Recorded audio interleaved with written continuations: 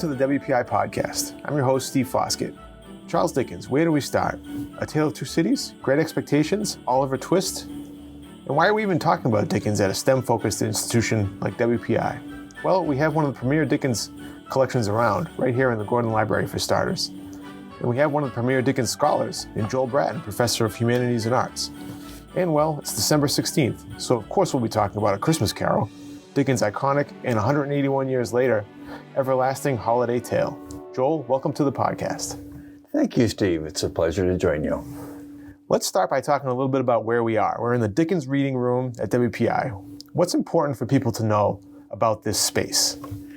Well, it's a splendid space that not only every WPI student and faculty member has access to, but the staff here will welcome community members as well. Anybody who wants to come explore the riches of WPI's Dickens collection can come here anytime. And we have an enormous and quite amazing collection. When I came to WPI in 1990, there were a few first editions and a signed check of Dickens's in the collection already, but we brought the Robert D. Fellman Dickens collection in the mid-1990s, and that formed the basis of our collection, bringing in hundreds of books, rare editions, Dickens' first editions, novels as they appeared in their original serial installments, many works of secondary criticism, bound volumes of journals that Dickens edited, and so on, and more Dickens letters. So this has attracted other collections since then. So we have the amazing Ryan collection, the Guida collection, and others that have come here. And they're all housed here in the reading room. Obviously, it's the middle of December. A Christmas Carol is the big kahuna of Christmas stories, even 181 years later, like we talked about. Talk a little bit about Christmas Carol, its staying power. How did it come about? How did, take us back to that time in the 1840s when he's writing it? Get inside his head a little bit for us. I think there are a number of motivations for Dickens to write A Christmas Carol. Artistic motivations, obviously, but also economic ones. He had social and political goals with the book as well. He saw problems in the society that he lived in, and he wanted to address those. The financial issues, Dickens was a huge star right from the beginning. His first novel, Pickwick Papers, was a revolution. Yeah. Everybody loved it. Everybody bought it. Oliver Twist followed, then his third novel, Nicholas Nickleby. He was popular with his fourth and fifth novels, Barnaby Rudge and The Old Curiosity Shop. And then his sixth novel, Martin Chuzzlewit, wasn't as popular. Sales fell off. It's puzzling now to think about why that was. Martin Chuzzlewit's a very interesting and satisfying novel. But for whatever reason, this was Dickens's first sort of glimpse of not being a smash success. And he had a large family to feed, the older generation he was taking care of, as well as the younger generation. And so many stresses on his pocket. And he thought that perhaps a Christmas book might fill the bill and bring in some additional income. So in the middle of writing Martin Chuzzlewit, he was not yet finished with that serial novel. All of Dickens's novels were published in parts, in serial installments. And as he was writing the end of Martin Chuzzlewit, he had the idea for A Christmas Carol and wrote it in a white-hot heat of creativity in about 6 weeks. Wow. Had it published with his publishers, Chapman and Hall, as quite a deluxe volume. It's a book that cost only 5 shillings for the consumer to buy. Hardbound book, nicely bound with gold lettering embossed on it and gilt edges. The illustrations for A Christmas Carol, there were 8 illustrations, 4 of them hand-colored. And you think about what hand-colored illustrations means. If there's a first edition of 6,000 copies with 4 illustrations to be hand-colored, that's 24,000 pages that need multiple artists, one person holding a yellow paintbrush, one holding a blue paintbrush, one holding a red paintbrush, to color them all and get them bound into the right volumes. That's fascinating. It's amazing. The title page is multicolored, printed in different colors. Some things that would be perhaps easy to do with a laser printer now, but maybe not. For the one person out there in the universe who doesn't know the plot of A Christmas Carol, kind of breeze us through the high points of his book. A Christmas Carol is not a novel. It's a short work of fiction. It's called A Christmas Book, and it tells the familiar story of miser businessman Ebenezer Scrooge, who is visited one night on the anniversary of his partner Jacob Marley's death by the ghost of Jacob Marley, who tells him that he will be visited by 3 spirits come in the hope of reclaiming Scrooge from the torments that Jacob Marley himself suffers. So the ghost of Christmas past, the ghost of Christmas present, and the ghost of Christmas yet to come sequentially visit Ebenezer Scrooge.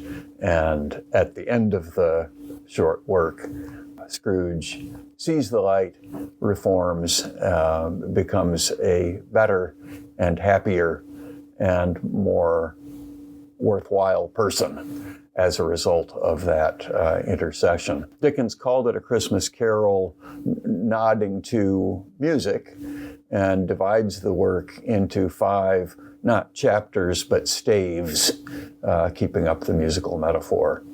So in the first stave, he meets Jacob Marley. In the second, the ghost of Christmas past. The third, the ghost of Christmas present, with Bob Cratchit and his family, including Tiny Tim, who is well known for blessing us all.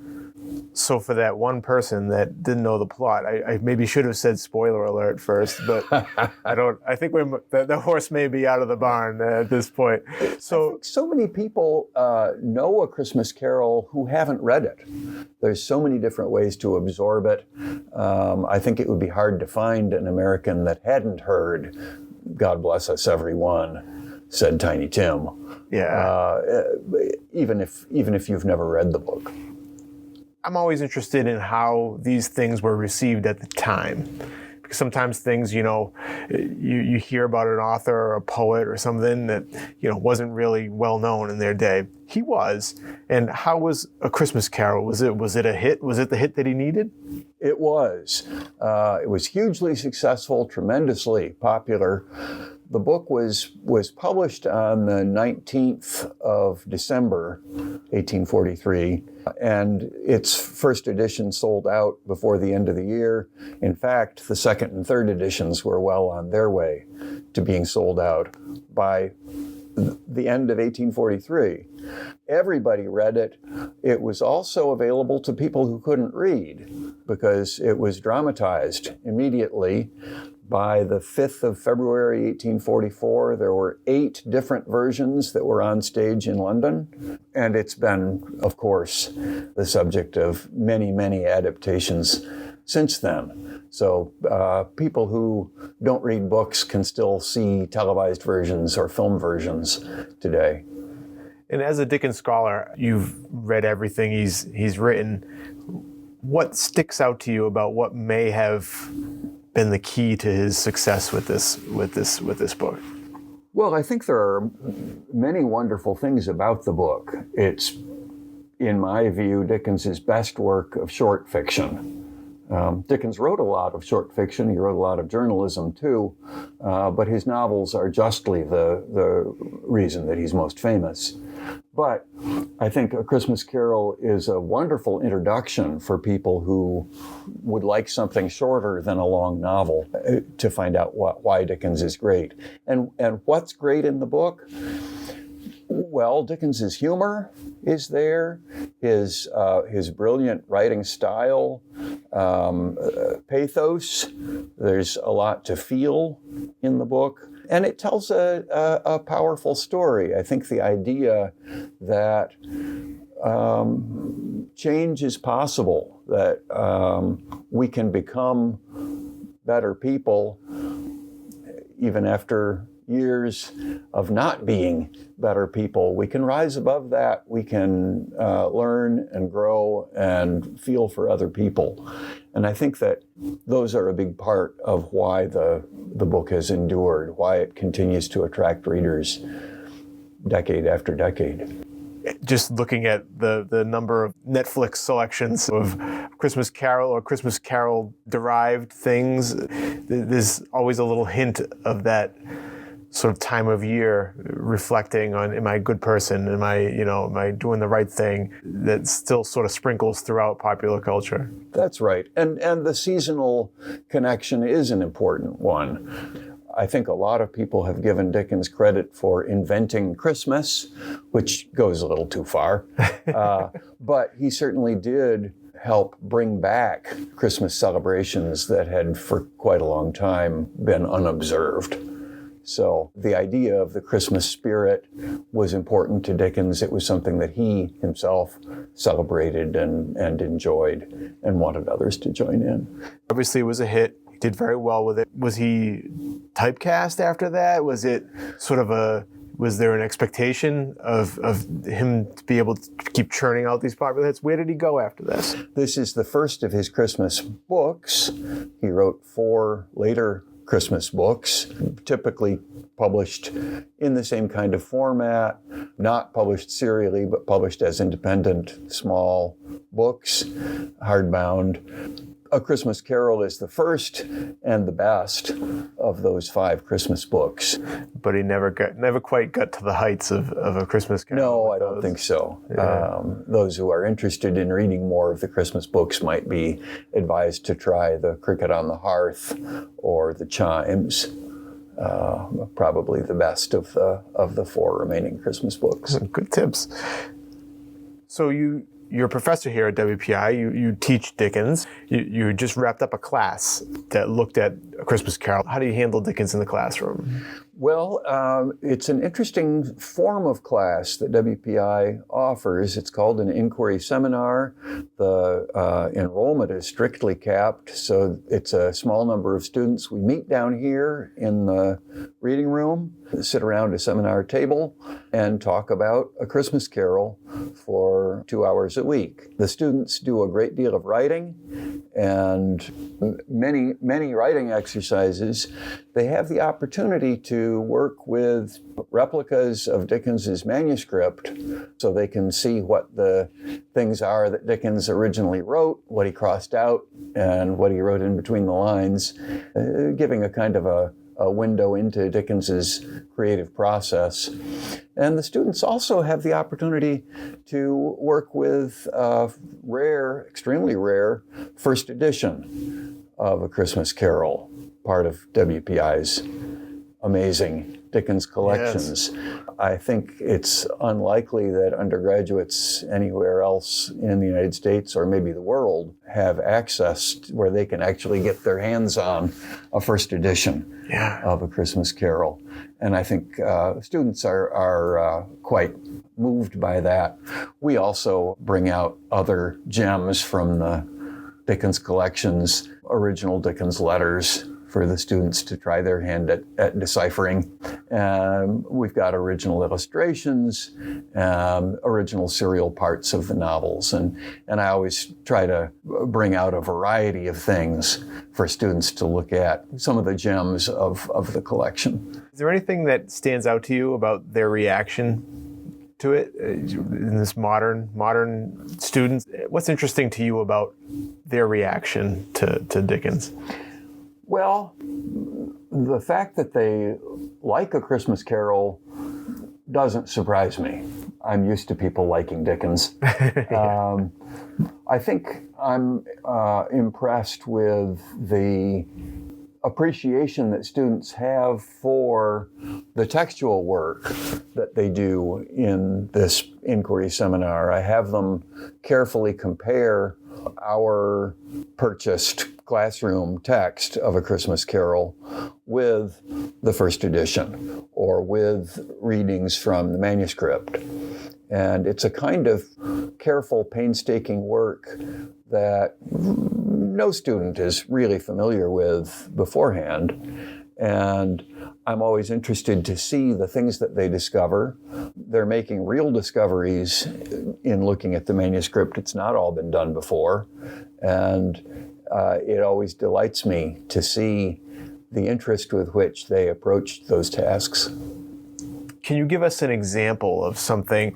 This fascinates me, the manuscripts and the little notes in the margins, things like that. Is there anything in A Christmas Carol that he was thinking about that didn't make it in, or anything that people might not know about how it was produced?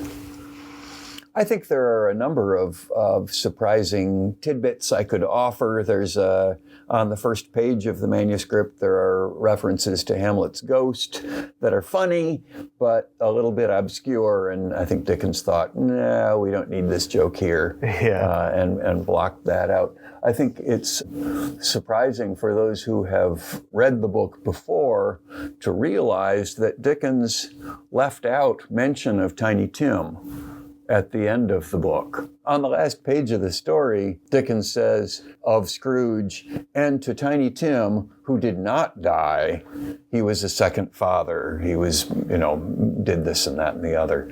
There's no mention of Tiny Tim in the manuscript. Wow. He must have seen proofs, must have come back from the printer, and he thought, oh, I left out Tiny Tim, got to get that in there, right? And that's a testament not only, I think, to somebody who looms as large in popular culture now as Tiny Tim could be neglected for a little while, but it also says that it's not really a book about Tiny Tim. Tiny Tim is important because he sheds some light on Scrooge and how Scrooge has changed and genuinely become a better and happier person. Scrooge goes through the journey. Yeah. That's right. That's right. We should take a few moments to look beyond A Christmas Carol. Let's talk about what else is here. Where should someone start when they come into the Dickens reading room? Well, I think it makes sense to start with what you know and are interested in. So if you have read a Dickens novel, or let's say that you come in and you have not read a Dickens novel, but you've seen the Mr. Magoo or Muppet Christmas Carol adaptations.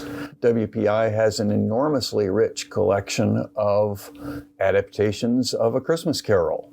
We are pleased to hold Fred Guida's remarkable collection of adaptations. There's something like 400 works. Wow. About half of those pertain to A Christmas Carol.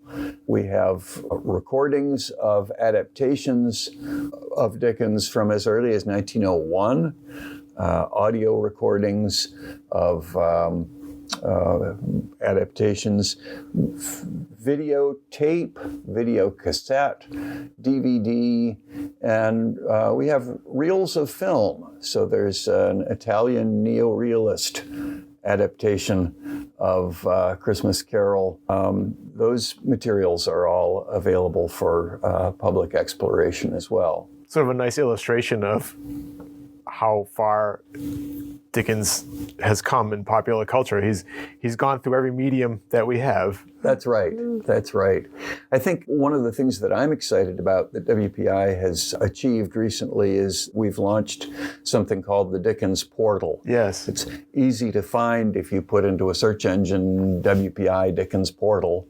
It'll come right up. And it's a resource, it's a guide that will lead you to 3 different large sources of information about Dickens. There's Project Boz. There's introductions to the various collection catalogs, and then there's links to exhibitions that WPI has launched about Dickens. And how long was that in the works? Well, the Project Boz has been in the works since, I believe, 2007. The goal of Project Boz is to provide free for anyone with an internet connection, high-quality digital images, searchable images of all of Dickens's novels as they originally appeared, which means all of Dickens's novels as they appeared in their serial parts, with every page, every ad, every illustration. So one can read any one of Dickens's novels as Dickens's original readers in Britain would have read them. This is a project that I'm tremendously excited about. The serial installments of Dickens are the best way to read him, and now anyone can do that with high quality, color, searchable images. Just think of someone back then eagerly awaiting the next installment. That must have been an exciting time. That's right. That's right. There are stories about people gathered on the docks in New York waiting for the ship to come with the next monthly installment. I think those are powerful stories. I'm not certain that they're factually accurate, but they certainly convey the excitement that people had as they were awaiting the next installment of Dickens's novels. And since we have them here, you could put a modern twist on it with all the binge watching that we do of, gulping down a series of television shows in one sitting. You could do the same with these serial installments. Indeed, you could now, but you couldn't then. Yeah. In WPI, the institution that is home to both of us, operates its undergraduate calendar on a 7-week term. And it's challenging to read long novels for engineering students, engineering undergraduates in a 7-week time. And I've developed a course called Popular Fiction Reading in Installments, where students can take the time to read a long Dickens novel in its monthly serial installments, rather than having to gobble the novel down in the first week of class. We can talk about the first installment and the second installment, and then come back next class session and talk about the third installment and the fourth one. And it lets students recreate in a 7-week period what Dickens's readers experienced over the course of 19 months. Yeah, you're sort of relieving that academic pressure and sort of taking them back to how it was intended at the same time. Right, and it gives us the time to look more closely at the details of Dickens's writing, which certainly repay close attention. Wow. What keeps you going with Dickens? You've been a Dickens scholar for most of your career.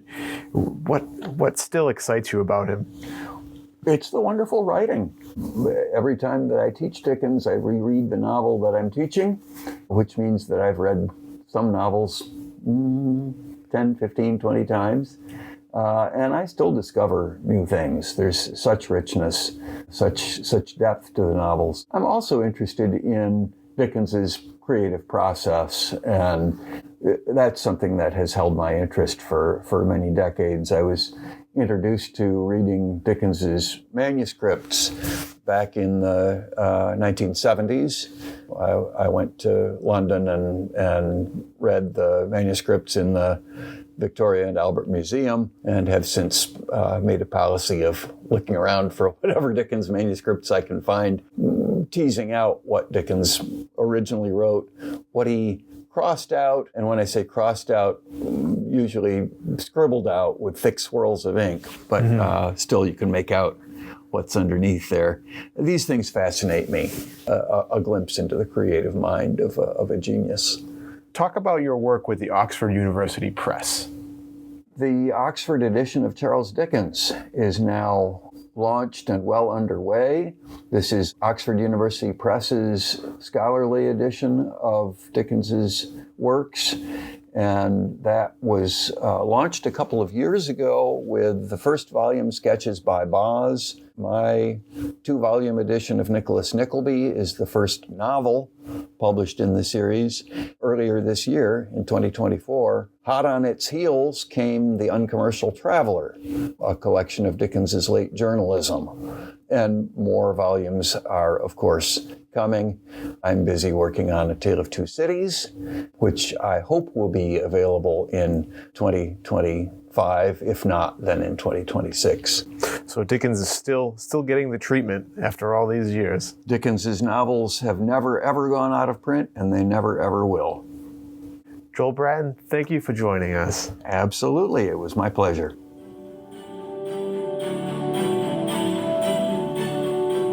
You can check out the latest WPI news on Spotify, Apple Podcasts, and YouTube Podcasts. You can also ask Alexa to open WPI. Thanks for listening.